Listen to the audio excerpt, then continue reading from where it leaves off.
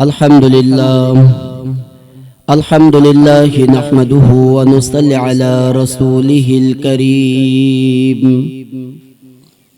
أما بعد فقد قال الله تعالى في كلامه المجيد والفرقانه الحميد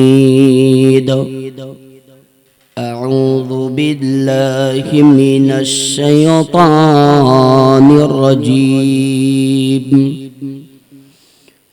بسم الله الرحمن الرحيم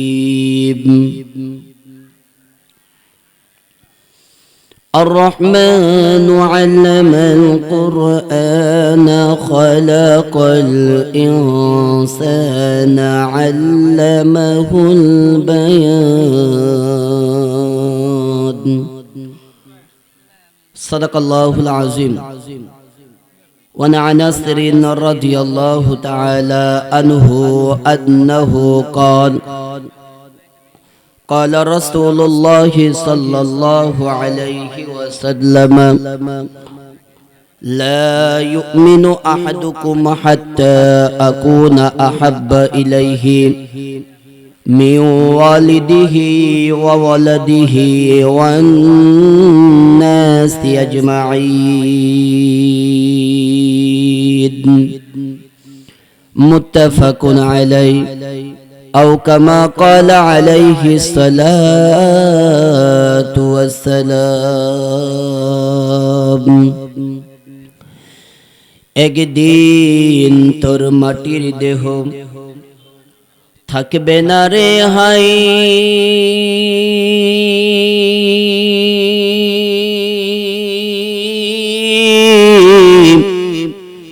মাটির দেহ মাটির মাঝে মিশবে রে দোলা। কিসের টাকা কিসের করি কিসের সোনা বরি, সঙ্গে তোমার কেউ যাবে না পুরুষ কিংবা নারী। বালাগাল উলা কামালিহি কাশাফাত দুজা বিজামালিহি হাসনাত জামিউ খিসালিহি সাল্লু আলাইহি। সকলে পড়ি সাল্লাল্লাহু আলাইহি ওয়াসাল্লাম। আলহামদুলিল্লাহি রাব্বিল আলামিন। সবকিছুর শুরুতে স্টার্টিং পয়েন্ট অনুযায়ী আল্লাহ সুবহানাহু ওয়া তাআলার দরবারে শুকর আদায়ার্থে মুসলমান হিসাবে ঈমানের আওয়াজকে উঁচু করে সকলে অন্তরস্থল থেকে আল্লাহ তাআলার দরবারে শুকরগুজার হচ্ছি। সবাই পড়ি আলহামদুলিল্লাহ। মুহতারাম হাজিরিন, আমি আপনাদের খেদমতে সূরা আর রহমান থেকে বেশ কয়েকটি আয়াতে কারিমা তেলাওয়াত করেছি। নবীজির অসংখ্য অগণিত হাদিস থেকে একখানা হাদিস আমি আপনাদের সামনে পাঠ করিয়াছি। তেলাওয়াতকৃত আয়াতে পাঠকৃত হাদিসের উপরে কিঞ্চিত পরিমাণ আলোকপাত করার চেষ্টা করব। ওমা তৌফিকি ইল্লা বিল্লাহ। মুহতারাম হাজিরিন, আল্লাহ বললেন, নবী আপনার উপরে কুরআনুল কারীম নাজিল করলাম। নবী গো, এই কুরআনের পক্ষে যে ব্যক্তি, যে গোত্র, যে দেশ, যে জাতি, কোন ব্যক্তি যদি এই কুরআনুল কারীমের কাছে ডাইভার্ট হয়ে যায়, কুরআনুল কারীমকে দিয়ে নিজের ব্যক্তিগত জীবন, রাষ্ট্রীয় জীবন, সামাজিক জীবন, অর্থনৈতিক জীবন, পারিবারিক জীবন, সমস্ত কিছু যদি কুরআনুল কারীম দিয়ে সে পরিচালনা করে, নবী হে আপনি আপনার উম্মতদেরকে জানিয়ে দিন আমি আল্লাহ ওই ব্যক্তির পরিচালক হয়ে যাব। জোরে বলেন সুবহানাল্লাহ। পক্ষান্তরে আল্লাহ তাআলা ডেকে ডেকে বলতেছেন, হাবিব এই কুরআনুল কারীম আপনার উপর নাজিল করলাম। নবী গো, এই কুরআন হেফাজতের দায়িত্ব আমি আল্লাহ নিয়ে নিলাম। জোরে বলেন না সুবহানাল্লাহ। আল্লাহ তাআলা বলতেছেন, হাবিব আপনি শুনে নিন, আপনার উম্মতদেরকে জানিয়ে দিন। বিসমিল্লাহির রহমানির রহিম الرحمن علم القرآن خلق الإنسان علمه البيان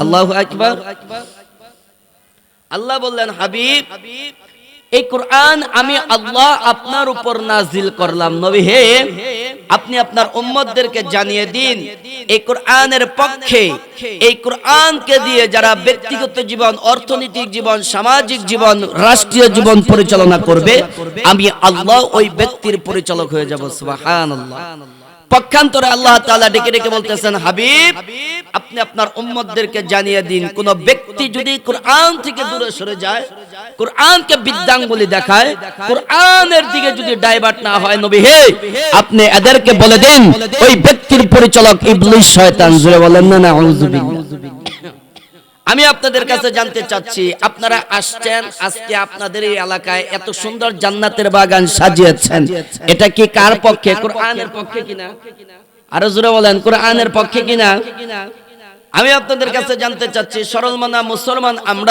আমরা দিন শেষে সকলেই আল্লাহ তাআলাকে মানি এক নবীকে মানি এক কোরআনকে মানি এক রাসূল এক পয়গম্বরকে আমি আপনি মানি মুসলমান বাবাই আমি আপনাদের কাছে জানতে চাই কোরআনের পক্ষে থাকলে আল্লাহ তাআলা কোরআনের পক্ষে থাকলে পরিচালক কে আরো জোরে বলেন কে আল্লাহ তাআলা কোরআন থেকে দূরে সরে গেলে পরিচালক কে ইবলিস শয়তান ওয়াজ মুখস্থ করে বাড়িতে চলে যেতে হবে ভাইরা আমার যে কথাটা বলতেছিলাম কোরআনের দাম আছে না নাই আরো জোরে বলেন কেমন আছে তার বাস্তবতায় আসেন পৃথিবীর জমিনে বহু জাতি উপজাতি আছে তোর মধ্যে হিন্দু আছে বৌদ্ধ আছে খ্রিস্টান আছে আতাল আছে সাতাল আছে হ্যাঁ আরাল আছে সারাল আছে সমস্ত ধর্মীয় গ্রন্থ আছে এই ধর্মগুলোর ভিতরের সমস্ত এদের কিন্তু আলাদা আলাদা ধর্মীয় গ্রন্থ আছে ভাইরা আমার যে কথাটা আমি আপনাদের কাছে জানতে চাচ্ছি সেটা হলো এই সমস্ত ধর্মের ভিতরে সমস্ত ধর্মদের এরকম ধর্মের লিডার যারা ছিল এদের আলাদা আলাদা গীতা ছিল বাইবেল ছিল ত্রিপিটক ছিল আমার এদের ব্রিটিশ মিউজিয়াম জাদুঘরের ভিতরে এরকম করে তাকে সেলফে ধর্মীয় গ্রন্থগুলা সাজানো আছে কোন মানুষ যদি চায় ওযু থাক চাই না থাক পবিত্র হোক চাই না হোক এদের ধর্মীয় গ্রন্থ পড়তে পারবে চাই সেটা কালো হোক বা দলা হোক নারী হোক চাই পুরুষ হোক ভাইরা আমার খাটো হোক চাই পেটো হোক কোন মানুষ যদি চায় ধরতে পারবে কিন্তু মুসলমানদের আল কোরআন কেউ যদি ধরতে যায় পড়তে চায় স্পর্শ করতে যায় ঠিক তখনই ব্রিটিশ মিউজিয়াম জাদুঘরের ভিতরে এরকম করে কম্পিউটার স্ক্রিনের উপরে ইংরেজিতে লাল অক্ষরে লেখা উঠে যায় প্লিজ ডোন্ট টাচ মি অনুগ্রহপূর্বক আমাকে স্পর্শ করিবেন না সুবহানাল্লাহ ভাইরা আমার যে কথাটা বুঝাইতে চাচ্ছি সেটা হলো এই কোরআনের দাম কত বেশি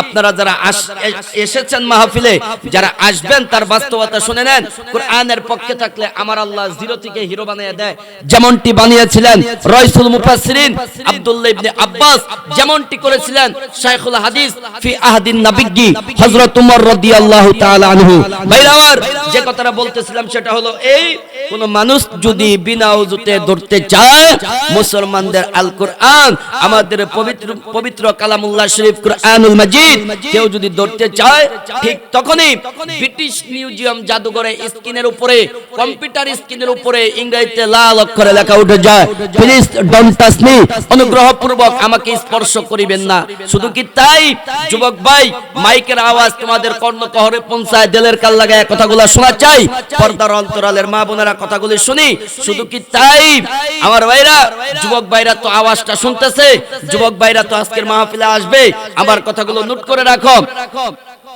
পৃথিবীর বুকে হলিউড বলিউড অভিনেত্রী মিস মেরি ভাইরা আমার এই মিস মেরি এত খারাপ ছিল ইতিহাস ঘাটলে দেখা যায় এই মেয়েটার জীবদ্দশায় ইসলাম গ্রহণ করার আগে 20,000 যুবককে স্বইচ্ছা তার দেহ দান করছে নাউজুবিল্লাহ ভাইরা আমার, সেই মহিলা আল্লাহ তাআলা এই নারীকে এরকম করে হেদায়েতের নূর, হেদায়েতের আলো দিয়ে দিলেন। কেমন করে? কোন একদিন কোন এক চিজ বা বস্তু কনফেকশনারি ক্রয় করার জন্য দোকানে গেছে মাগরিবের পরে। যাওয়ার পরে দোকানদার হলো মুসলমান, ওনার নিয়ম অনুযায়ী, রীতিনীতি অনুযায়ী উনি প্রত্যেকদিন ফজরের পরে কুরআনুল কারীম তেলাওয়াত। দোকানে গিয়া দোকানদারকে বলতেছেন, ও দোকানদার ভাইয়া, আমাকে এই জিনিসটা দাও না। তো দোকানদার তেলাওয়াত শুনতেছে। দোকানদার একবার এই মহিলার দিকে তাকায়, আর একবার খোলা আকাশে আসমানের দিকে তাকায়, আল্লাহকে ডেকে ডেকে বলতেছেন, আল্লাহ, হেদায়েতের মালিক তুমি আল্লাহ। কারণ এই মেয়েটার জীবদ্দশায় এমন কোন দিন নাই যে মেয়েটা মদ পান না করছে। যেরকম না, নাউজুবিল্লাহ। আর আজকের এই মহিলা কুরআনুল কারীম তেলাওয়াত শুনে বলতেছেন, ও দোকানদার ভাইয়া, আমি তোমার কাছে জানতে চাই, আমি তোমার কাছে জিজ্ঞাসা করতে চাই, এই যে গানটা বাজতেছে, এই গানটার গীতিকার কে, সুরকার কে, লেখক কে, আমি তোমার কাছে জানতে চাই, তুমি কি এই শিল্পীর অ্যাড্রেস দিতে পারবা? আমি তো প্রত্যেক দিন রাত্রি নিশিতে 12টার পরে আমি গান সেরা, ট্যাপ রেকর্ডারে গান সেরা গান শুনি, আর মদের গ্লাসে মদ ঢেলে মদ পান করি। তাও নেভি সিবি আবার কোনো কোম্পানি না, পৃথিবীর বুকে যতগুলা মদের কোম্পানি, তার মধ্যে উল্লেখযোগ্য কোম্পানি যতগুলা, এর মধ্যে হলো 1 নম্বরে কেরু, 1 নম্বরে কি কেরু, 2 নম্বরে স্যামসাং। স্যামসাং না কিন্তু, স্যামসাং তো হচ্ছে মোবাইল কোম্পানি, স্যামসাং। ভাইরা আমার, এই মহিলা প্রত্যেক দিন 2 পাউন্ড, 3 পাউন্ড, 4 পাউন্ড, 4 পাউন্ড এরকম করে মদ পান করতেন। কোন একদিন এরকম করে তেলাওয়াত শুনে, কুরআনুল কারীমের তেলাওয়াত শুনে বলতেছেন, ও দোকানদার ভাইয়া, আমি তো রাত্রি নিশিতে এরকম করে গান সাইরা দিয়া, ট্যাপ রেকর্ডার সাইরা দিয়া আমি নাচি, পাতলা কাপড় পরিধান করি, আমি এরকম করে নাচানাচি করি। তোমার এই গানটা যদি আমাকে একটু কপি করে দিতা, আমি আজকে নিশিতে গিয়া রাত্রি নিশিতে 12টার পরে আমি এরকম করে ট্যাপ রেকর্ডার সাইরা দিয়া আর তোমার এই গান সাইরা দিয়া আমি মদ খামু আর নাচুম। জোরে কোন না, নাউজুবিল্লাহ। মেয়েটা তো আর জানেন এটা কুরআনুল কারীমের তেলাওয়াত। কথা বলেন ঠিক কিনা? আমার ভাইরা, আমার বন্ধুরা রে, সময় আমার স্বল্প, কথা বলবো অল্প, শোনাবো কোরআন হাদিসের গল্প। ও বন্ধু, মনে কষ্ট নেওয়ার কিছু নাই। আমি কিন্তু এই মিস মেরি ম্যাডামের কথা বলবো না, অবশ্যই বয়ান ফিনিশিং দেওয়ার আগে আমি এই ঘটনাটা আপনাদেরকে শুনাইয়া দিও রে বাবা। কিন্তু আমি যে কথাটা আপনাদেরকে বুঝাইতে চাচ্ছি, আপনারা যারা আজকে কোরআনের বাগান সাজাইছেন, জান্নাতের বাগান সাজাইছেন, যারা এসেছেন, যারা আসবেন, যারা মাইকের আওয়াজ কানে শুনতেছেন, যাদের কানে কর্ণকহরে মাইকের আওয়াজ যাচ্ছে রে মা বোন, এ পর্দার অন্তরালের মাগো, এ যুবক ভাই, এ বৃদ্ধ বাবা, কুরআনের পক্ষে আসলে কেমন করে আমার আল্লাহ মাফ করে দিবে, কেমন করে আমার আল্লাহ কবুল করে নিবে। লোকটার বাড়ি মক্কা মদিনাতে, ফজরের নামাজ পড়ার পর আল্লাহর বান্দা কুরআনুল কারীম তেলাওয়াত করতেছে। তেলাওয়াত করতে করতে করতে করতে বান্দার নজরে একটা আয়াতে কারিমা ধরা পড়ে গেল। এ বন্ধুরে, এই আয়াতটা অন্য কোন আয়াত না, এই আয়াত হলো কুরসিরু ফিল আরজ। বলেন সুবহানাল্লাহ। এইবার আল্লাহর বান্দা কোরআন খানা বন্ধ করে দিয়া বিবি সাহেবাকে ডেকে ডেকে বলতেছেন, বিবি রে, আমি তোমার কাছে জানতে চাই, এরা বিবি, আল্লাহর হুকুম সফর করা লাগবে, আমি তোমার নিয়া নদী ভ্রমণে যাব, আরব সাগর পাড়ি দিব, বড় বড় গাছ দেখবো, তরুলতা বৃক্ষলতা দেখবো রে বিবি, আবার দেখবো সীমান্ত নদীর পানি। এ পুবাইল থানার বাব্বাই, গাজীপুর জেলার বাব্বাই, সীমান্ত নদীর পানি বলতে কি বোঝায় রে বাবা? আপনি যখন ঢাকা শহর সদরঘাট থেকে লঞ্চ যুগে চাঁদপুরের জমিনে চলে যাবেন, নজর করে দেখবেন পদ্মা নদীর পানি এক কালার, বুড়িগঙ্গা নদীর পানি এক কালার, শীতলক্ষা নদীর পানি এক কালার। কথা বলেন ঠিক না বেটি? এইবার আল্লাহর বান্দা ডাক দিয়ে কই, বিবি রে, আল্লাহর হুকুমে তোমারে নিয়ে সফর করতে যাব রে বিবি। আরে বিবি তুমি রেডি হইয়া যাও, তুমি জলদি করে তৈয়ার হইয়া যাও। তুমি যাইবা কি যাইবা না, তোমার মন্তব্য কি বলো না। বিবি সাহেবা ডেকে ডেকে বলতেছেন, স্বামী আমার আপনি যেহেতু বলেছেন আল্লাহর হুকুমে সফর করবেন, স্বামী আমার আমি তো অবশ্যই যাব, কিন্তু আমার আপনার যে 13 বছরের একটা সন্তান আছে বালক, হাফেজে কুরআন হাফেজ আবুল বারাকাত, এই হাফেজ সাহেবটাকে আমাদের সাথে লইবেন না। এই লোকটা ডাক দিয়ে কয়, বিবি রে অবশ্যই দিব নিব, তুমি যাও না যাও না। হাফেজ আবুল বারাকাতের মন্তব্য কি শোনো না। হাফেজ আবুল বারাকাত যাইবে কি যাইবে না। আরে বিবি তড়িৎ গতিতে চলে যাও মুসলমান মাবুদ। এইবার মহিলা গিয়া সন্তান হাফেজ আবুল বারাকাতকে ডাক দিয়ে বলতেছেন, বাবা রে তোমার বাবা আল্লাহর হুকুমে সফর করবে রে বাবা, তুমি যাইবা কি যাইবা না, তোমার মন্তব্য কি বলো না। হাফেজ আবুল বারাকাত কুরআনুল কারীম তেলাওয়াত করতেছিল। হাফেজ আবুল বারাকাত কোরআন খানা বন্ধ করে দিয়া বুকের ভিতরে আঁকড়ে ধরে ডেকে ডেকে বলতেছেন, মা গো আল্লাহর হুকুমে আমার বাবা সফর করবে, তুমিও আমার বাবার সাথে যাইবা। আগম্মা আমি যাইবার পারি একটা শর্তের বিনিময়ে, তোমরা তো দুই স্বামী স্ত্রী আল্লাহর সৃষ্টি জগৎ দেখবা গো মা। ও মা আমি কিন্তু আল্লাহর সৃষ্টি জগৎ দেখবো না, আমি আমার এই দুই নয়নে আমার আল্লাহর কোরআন তেলাওয়াত করব। বিদ্যা মহিলা ডাক দিয়ে কই, বাবা রে তোমার শর্তে আমরা রাজি, জলদি করে বেডিং পত্র গুছাও না। এ মুসলমান বন্ধু অনেক লম্বা ঘটনা সংক্ষিপ্ত করে দিচ্ছি রে বাবা। কোরআনের পক্ষে থাকলে আমার আল্লাহ কেমন করে মাফ করে দিবে, কোরআনের বিপক্ষে গেলে কেমন করে আমার আল্লাহ আপনাকে আমাকে ইবলিশের দ্বারায় পরিচালনা করাবে। এ বন্ধুরে হাফেজ আবুল বারাকাত মা বাবার সাথে রওনা দিয়েছে। পথে মধ্যে যাওয়ার পর হাফেজ আবুল বারাকাত লঞ্চ স্টিমারের ভিতরে স্টেট বাই স্টেট কোরআনুল কারীম তেলাওয়াত করতেছে। এ বন্ধু একটা পর্যায়ে লঞ্চ স্টিমার কাত হয়ে গেছে। হাফেজ আবুল বারাকাতের বাবা মা আবু ডুবু খেতে খেতে ইন্তেকাল করে আছে। হাফেজ আবুল বারাকাত কুরআনুল কারীমকে এরকম করে উঁচু করে ধরে বাম হাত দিয়ে এরকম এরকম করে সাঁতার কাটতেছে। সুবহানাল্লাহ। হাফেজ আবুল বারাকাত ডান হাত এরকম করে উঁচু করে ধরিয়া বাম হাত দিয়ে সাঁতার কাটে আর আল্লাহকে ডেকে ডেকে কয়, আল্লাহ গো তুমি ওয়াদা করেছো তুমি হেফাজত করবা, আর এমন তো পরিস্থিতিতে যদি আমি বাবা মার সাথে হাবুডুবু খেতে খেতে মরিয়াই যাই, ও আল্লাহ তোমার কোরআন তো মিথ্যা হয়ে যাবে, তোমার ওয়াদা তো ভঙ্গ হয়ে যাবে ও আল্লাহ, কারণ আমার চিনার ভিতরে 30 পারা কোরআন লুকায়িত আছে। আর মালিক তোমার হাবিব বলিয়াছে কোন আমার আনেওয়ালা উম্মতের সিনার ভিতরে যদি আয়াতে কারিমা সংরক্ষিত কোন বড়ি থাকে, এরকম বড়ি আগুনে পুড়বে না, পানির নিচে পচবে না, মাটির নিচে আমার আল্লাহ ধ্বংস করবে না। জুরে কল না সুবহানাল্লাহ। কিন্তু মালিক রে এই পরিস্থিতিতে যদি আমি হাবুডুবু খেতে খেতে মরিয়া যাই, তোমার আয়াতে কারিমা মিথ্যা হয়ে যাবে, কোরআনুল কারীম মিথ্যা হয়ে যাবে। মুসলমান ভাইরারে আমার আল্লাহ সাগরের হাঙ্গর তিমির মাছকে হুকুম করলেন, হে মাছ তোমার কাঠের মতো শক্ত পিঠ দিয়ে বালকটার পার নিচে গিয়ে উঁচু করে ধরো। খবরদার খবরদার আর গোষ্ঠী শুদ্ধ মরে যাবে। এই ছোট্ট নাবালক হাফেজ আবুল বারাকাত যেন না মরে। আমি আল্লাহ হাফেজকে প্রমাণ করাইয়া দিব আমি আল্লাহ কেমন করে হেফাজত করি। হে বন্ধু আল্লাহ তাআলা তো এত কিছু বলার প্রয়োজন নাই। আমার আল্লাহ কুন ফায়াকুন বলার সাথে সাথে কাঠের মতো শক্ত পিঠ নিয়ে একটা হাঙ্গর তিমি মাছ রেডি হয়ে গেছে। হাফেজ আবুল বারাকাতকে এরকম করে উঁচু করে দড়িয়া নিয়ে যাইতে যাইতে যাইতে যাইতে নিয়ে গেছে এক চরের কিনারায়, যে চরের নামটা আমি আপনার সকলেরই জানা। মালদ্বীপের চর। এই মালদ্বীপের চরের কিনারায় যখন নিয়ে গেছে, এই ছোট্ট নাবালক হাফেজ আবুল বারাকাত লোনা পানির জ্বরে জর্জরিত, ঠান্ডা পানির আক্রমণে আক্রান্ত।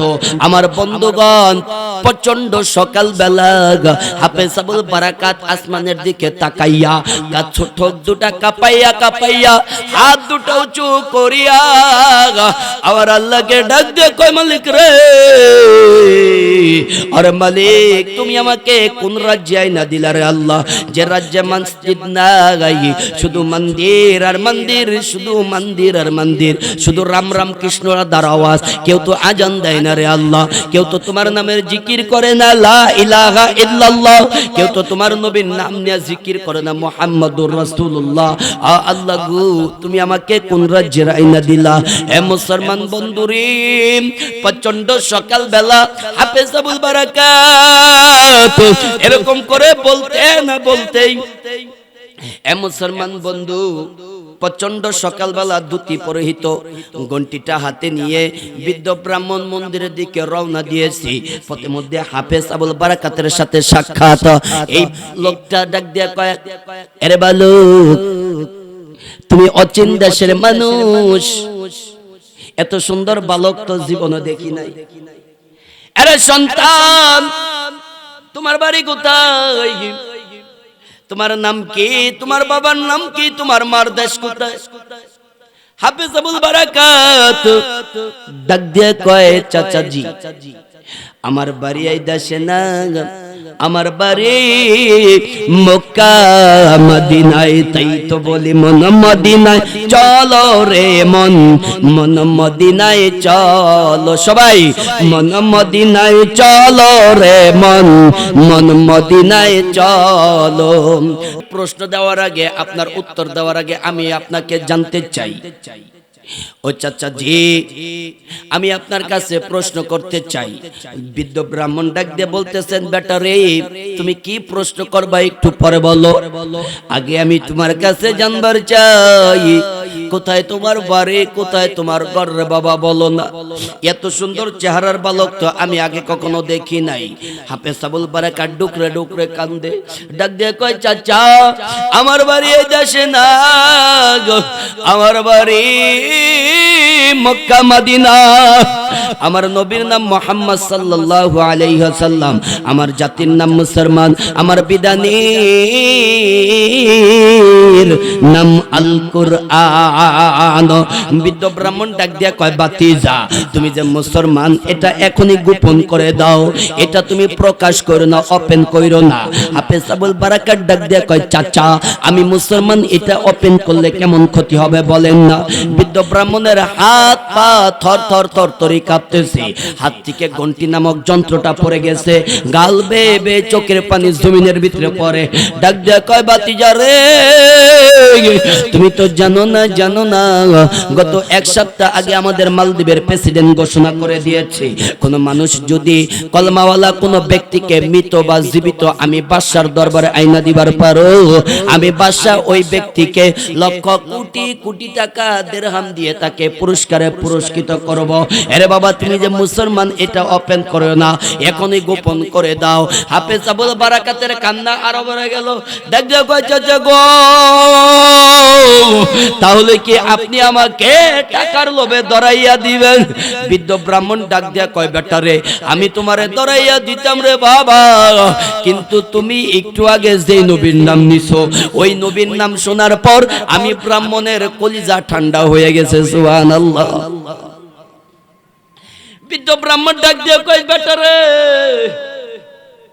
আজকে সকালবেলা আমি নিজে বেদ কিতাব খুলছি, আর এই বেদ কিতাব খোলার পরে তোমার নবী মুহাম্মদের প্রশংসা 7 জায়গায় দেখছি। সুবহানাল্লাহ। হাফেজ আবুল বারাকাত ডাক দিয়ে কয়, চাচা, তাহলে কি করব গো চাচা? বৃদ্ধ ব্রাহ্মণ ডাক দিয়ে কয়, বেটারি, তোকে দেখে আমার বড্ড মায়া লাগছে। এরে বেটা, আমি তোমাকে যে সাজেস্ট দিব, যে পরামর্শ দিব, সেই পরামর্শ অনুযায়ী কাজ করবা। হাফেজ সাহেব বলতেছে, অবশ্যই করব। কয়, এরে বেটা, শুনিয়া রাখো, আমার বিধবা একটা বোন আছে, বিধবা বোনের কোনো ছেলে সন্তান নাই, কোনো ছেলে সন্তান নাই, কোনো বালক কোনো সন্তান নাই। এরে বেটা, বেটা আমি নিয়ে যাব আমার বিধবা বোনের বাড়িতে, এরে বেটা তুই আমার বিধবা বোনের বাড়িতে থাকবি, তোর ইবাদত করার সময় তুই ইবাদত করবি, তুই তোর মাওলাকে ডাকবি, কালেমার জিকির করবি, নামাজ কালাম পড়বি, কিন্তু খবরদার তুই যে মুসলমান এটা কখনো ওপেন করবি না, এটা কখনো প্রকাশ করবি না। আমার বন্ধুগণ অনেক লম্বা ঘটনা সংক্ষিপ্ত করে দিলাম রে বাবা। হাফেজ আবুল বারাকাতকে নিয়ে গেছে বিধবা বোনের বাড়িতে।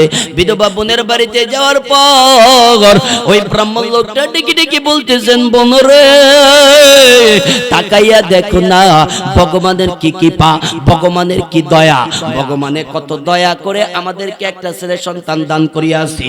এরে বোন শুনিয়া রাখো, এই সন্তানটা তোমার বাড়িতে থাকবে, তোমার বাড়িতে খাবে, তোমাকে আম্মা আম্মা বলে ডাকবে। এই বৃদ্ধা মহিলা ডাক দিয়া কয়, ভাইয়া তুমি জানো আমার স্বামী জিন্দা নাই, আমি বিধবা একটা নারী, আমার দিন আনতে আমার নুন আনতে পান্তা ফোরায়, আমি দিন কি পাত করি, আমার একটা কন্যা সন্তান জীবিত আছে, তার মধ্যে বাড়তি এই বালকটাকে তুমি নিয়ে আসছো। এ মুসলমান বন্ধু, আমরা যারা কোরআনের হাফেজ, আল্লাহ তাআলা কুদরতি ভাবে জিহানের ভিতরে হেলেম দিয়া দিয়েছে, কথা বলেন ঠিক কিনা?